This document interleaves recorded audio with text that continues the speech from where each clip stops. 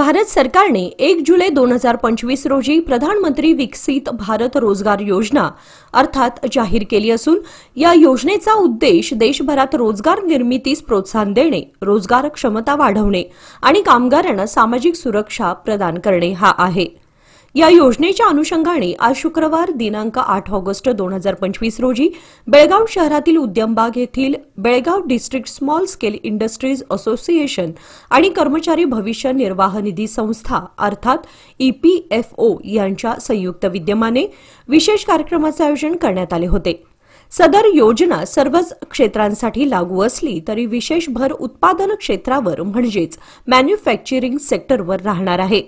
केंद्र सरकारने या योजनेसाठी 13,946 कोटी रुपयांचा निधी मंजूर केला असून पुढील 2 वर्षात देशभरात 3.5 कोटींपेक्षा अधिक रोजगार निर्मितीसाठी प्रोत्साहन देणे हे योजनेचे मुख्य उद्दिष्ट आहे। ही योजना 1 ऑगस्ट 2025 ते 31 जुलै 2027 या कालावधीत निर्माण होणाऱ्या नव्या नोकऱ्यांवर लागू होणार आहे। या योजनेची अंमलबजावणी केंद्रीय कामगार व रोजगार मंत्रालयामार्फत EPFO च्या सहयोगाने केली जाणार आहे। या कार्यक्रमास प्रमुख पाहुणे म्हणून EPFO आणि IAMM लघु उद्योग भारतीचे माजी अध्यक्ष सचिन सबनीस, EPFO हबळीचे RPFC वनचे रामकेश मिश्रा, जिल्हा उद्योग केंद्र बेळगावचे सहसंचालक सत्यनारायण भट, उपश्रम आयुक्त नागेश DC, जिल्हा रोजगार अधिकारी गुरुपदय्या हिरेमठ तसेच EPFO बेळगावचे EO DO महेश जिंदे हे उपस्थित होते। कार्यक्रमाचे स्वागत संदीप बागेवाडी यांनी केले तर आभार प्रदर्शन प्रशांत पाटील यांनी केले। यावेळी बेळगावतील विविध मान्यवर, उद्योजक आणि कर्मचारी वर्ग मोठ्या संख्येने उपस्थित होते। सर्वांना नमस्कार। Dignitaries on the dais and all my industry friends. First of all, you all might be knowing EPFO.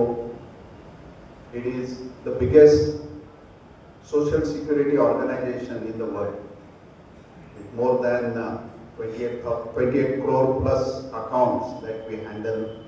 Many of them active accounts, pensions, everything. You know the different schemes of Provident Fund.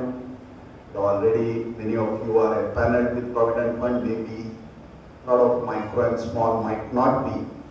So it is always our earnest request to everybody that you should be part of this social organization. Basically, we run 3 schemes. As you know, the EPF, which started way back in 1951-52.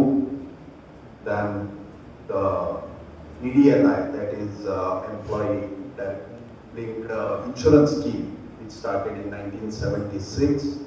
And then there is a Employee Pension Scheme, which is EPS, which started in 1995. Again got revised in 2014. The limits were changed, basically. So these are the basic 3 schemes that we run.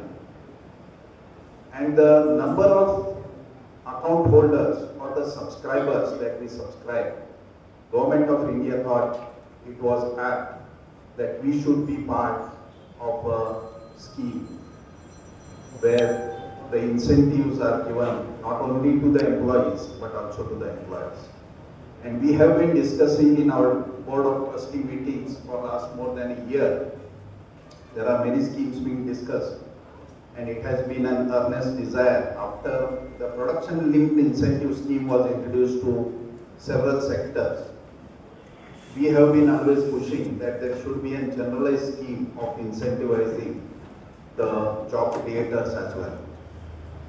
And we all know the major challenge today, though we have a huge demographic dividend of young youth out there, but when you ask many of us, I am also an entrepreneur, we find it very difficult that we get people to come and work for us.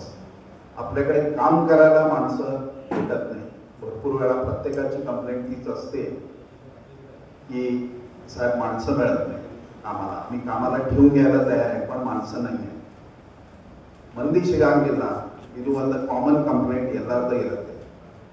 ಈಗ Hiremath sir ಅವರು ಹೇಳಿದ್ದು ಅವ್ರ ಕಡೆ they have a scheme where they can provide for skilled manpower.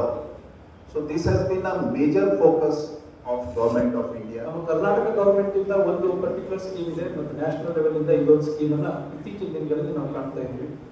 ಮೊದಲಿಗೆ ಈ scheme ಬಗ್ಗೆ ಹೇಳೋದಾದ್ರೆ ಏನು ಕೃಷಿ ಕ್ಷೇತ್ರದಲ್ಲಿ ಏನು ಫಾರ್ಮಲ್ ಸೆಕ್ಟಾರ್ ಇಂದ ಇನ್ಫಾರ್ಮಲ್ ಸೆಕ್ಟಾರ್ ಇಂದ ಇರ್ತಕ್ಕಂಥ ಜನನ ಫಾರ್ಮಲ್ ಸೆಕ್ಟಾರ್ಗೆ ಶಿಫ್ಟ್ ಮಾಡಿ ಅವ್ರಿಗೆ ಫಾರ್ಮಲ್ ಸೆಕ್ಟಾರ್ ಅಲ್ಲಿ ಇರ್ತಕ್ಕಂಥ ಏನೇನು ಸವಲತ್ತುಗಳಿದೆ ESI ಇರ್ಬೋದು, EPF ಇರ್ಬೋದು, all labour loss under the various statutory benefits ಇರ್ಬೋದು, ಅವನ್ನೆಲ್ಲ ಕೊಡೋದು ಒಂದು ಪ್ರಮುಖ ಉದ್ದೇಶ. ಅದಕ್ಕಾಗಿ ಈ ಸ್ಕೀಮ್ ಅನ್ನ ಮಾಡಿದ್ದಾರೆ, ಪ್ರಧಾನ ಮಂತ್ರಿ ವಿಕಸಿತ್ ಭಾರತ್ ರೋಜ್ಗಾರ್ ಯೋಜನಾ. ಈ ಯೋಜನೆಯಡಿ ಎಂಪ್ಲಾಯೀಸ್ಗೆ ಇಬ್ಬರಿಗೂ ಇನ್ಸೆಂಟಿವ್ಸ್ ಅನ್ನ ಕೊಟ್ಟಿದ್ದಾರೆ, ಯಾಕಂದ್ರೆ ಎಂಪ್ಲಾಯ್ಮೆಂಟ್ ಜನರೇಟ್ ಮಾಡೋಕ್ಕೆ.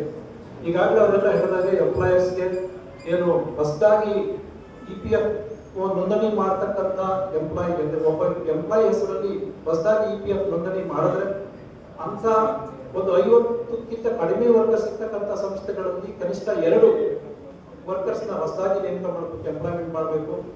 50+ ವರ್ಕರ್ಸ್ ಇರ್ತಕ್ಕಂಥ ಸಂಸ್ಥೆಗಳಲ್ಲಿ ಕನಿಷ್ಠ 5 ಮಿನಿಮಮ್ 5 ಎಂಪ್ಲಾಯೀಸ್ಗೆ ಹೊಸದಾಗಿ ಉದ್ಯೋಗ ಕೊಡಬೇಕು ಅಂತ ನಮ್ಮ ಈ ಸ್ಕೀಮ್ ಇದೆ. ಸುಮಾರು 6 ತಿಂಗಳವರೆಗೆ ಅವರು ಅಲ್ಲಿ ಇರಬೇಕು, ಕೆಲಸ ಮಾಡ್ತಿರ್ಬೇಕು ಅಂತಕ್ಕಂಥದ್ದಿದೆ. ಎಂಪ್ಲಾಯೀಸ್ಗೆ 15,000 ರೂಪಾಯಿ ಇನ್ಸೆಂಟಿವ್, ಅಂದ್ರೆ ಅವ್ರು EPF ಏನು ಪೇಮೆಂಟ್ ಮಾಡ್ತಾರೆ ಅದ್ರ ವರ್ಷದಲ್ಲಿ 15,000 ರೂಪಾಯಿ ಅದನ್ನು 2 ಕಂತಲ್ಲಿ ಕೊಡ್ತಕ್ಕಂಥದ್ದು.